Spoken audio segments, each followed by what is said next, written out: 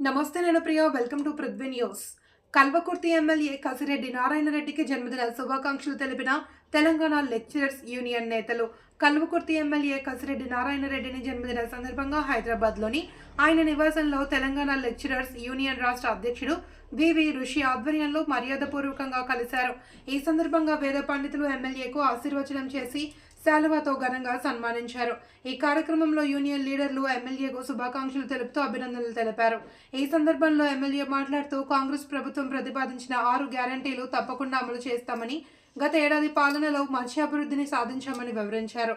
ఈ కార్యక్రమంలో union legal adviser Jagadeesh, vice president Sivaprasad, general secretary Sugunakar, సభ్యులు జగన్, నగేష్, సాయిబాబు, సుబ్బారావు, దేవయ్య, భాస్కర్ శర్మ తదితరులు పాల్గొన్నారు. కల్వకుర్తి ఎమ్మెల్యేకు జన్మదిన శుభాకాంక్షలు ప్రైవేట్ లెక్చరర్లు యూనియన్ నేతలు తెలిపారు.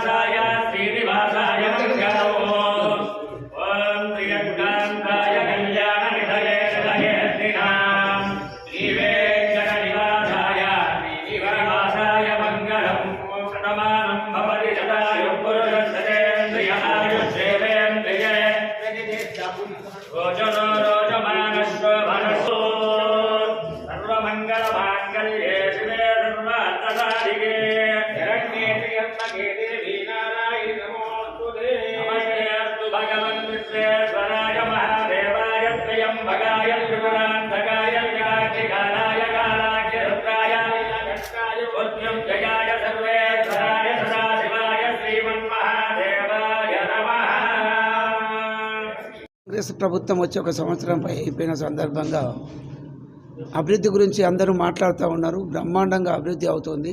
ముఖ్యంగా అప్పుడు చెప్పినటువంటి 6 గ్యారంటీలలో మరి 5 గ్యారంటీలు అమలు చేయడం జరుగుతుంది. ముఖ్యంగా రుణమాఫీ 2 లక్షల లోపు అది పూర్తి అయినది. అక్కడక్కడ చిన్న చిన్న ప్రాబ్లమ్స్, ఎర్రర్స్ ఉంటాయి, అవి కానటువంటివి. అదేవిధంగా ఈ 26 జనవరి తర్వాత రైతు భరోసా కూడా ఇవ్వాలని చెప్పేసి గౌరవ ముఖ్యమంత్రి రేవంత్ రెడ్డి గారు క్యాబినెట్ నిర్ణయం తీసుకోవడం జరిగింది. అది కూడా అమల్లోకి వస్తుంది.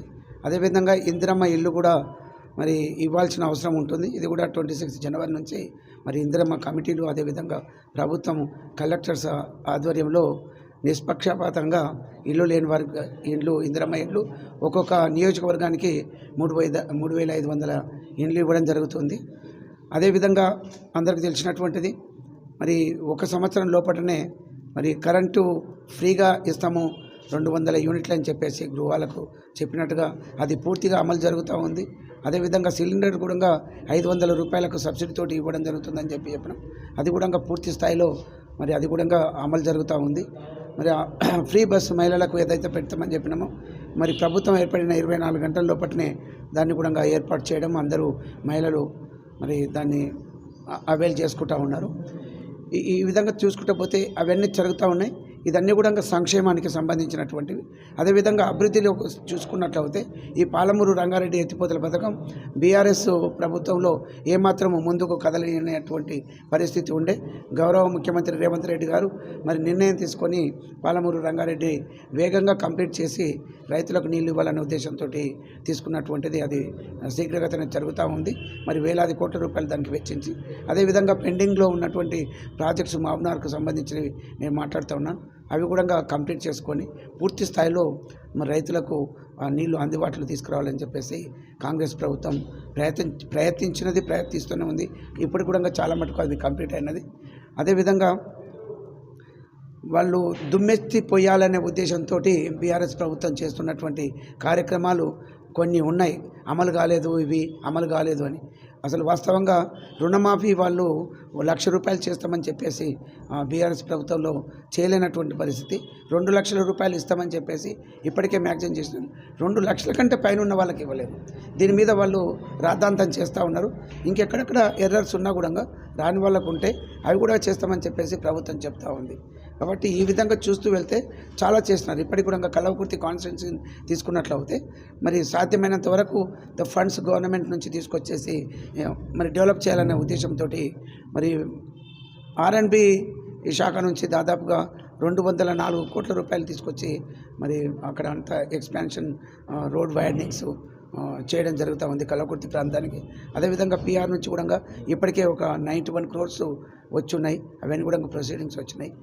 మరి ఈ విధంగా తీసుకుంటూ పోతే డెవలప్మెంట్ బ్రహ్మాండంగా అవుతూ ఉంది. ఒక్క ఎలక్ట్రిసిటీ డిపార్ట్మెంట్లో ఇప్పటికే దాదాపుగా 8-9 కోట్ల రూపాయలకు సంబంధించినటువంటి ట్రాన్స్ఫార్మర్స్ మన కల్వకుర్తి కాన్స్టిట్యున్సీలో ఇవ్వడం జరిగింది.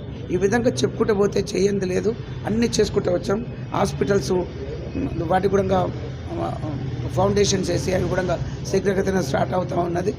మరి ఈ విధంగా తీసుకుంటూ పోతే ప్రతి ఒక్కటి కూడా రైతులకు అందుబాటులో ఉండేది. ఎందుకంటే రైతులే ఇబ్బంది పడేటువంటి పరిస్థితి ఉంటుంది. ఏది తగ్గినా కూడా సంక్షేమం కానీ లేకపోతే డెవలప్మెంట్ యాక్టివిటీస్ అయినా. ఎందుకంటే 85% కంటే ఎక్కువ ఈ రాష్ట్ర వ్యాప్తంగా ఉన్నారు. అందులో కల్వకుర్తి ప్రాంతంలో కూడా 85% కంటే రైతులు ఎక్కువగా ఉన్నారు. మరి వారికి అన్ని విధాలుగా మనం సహకరించినట్లయితే ప్రభుత్వం నుంచి మరి డెఫినెట్గా మరి రాష్ట్రం బాగుపడుతుంది. అన్ని బీద కుటుంబాలు కూడా ఎదగడానికి అవకాశం వస్తూ ఉంది. ఇందిరమ్మ ఇండ్లు కూడా నిష్పక్షపాతంగా వాళ్ళు చెప్తా ఉన్నారు. ఇది అది అల్లరి నిన్న కూడా చెప్తా ఉన్నారు బీఆర్ఎస్ పార్టీ వాళ్ళు. ఎక్కడ కూడా ఈ పార్టీలకు అతీతంగా ఇల్లు లేని వాళ్లకు ఇవ్వాలని చెప్పేసి ప్రభుత్వం నిర్ణయం తీసుకుంది. గౌరవ ముఖ్యమంత్రి రేవంత్ రెడ్డి గారి ఆధ్వర్యంలో బ్రహ్మాండంగా ఈ కార్యక్రమాలన్నీ సంక్షేమాలు అదేవిధంగా సైమల్టేనియస్గా మరి అభివృద్ధి కూడా జరుగుతుందని చెప్పేసి నేను తెలియజేస్తున్నాను. Thank you.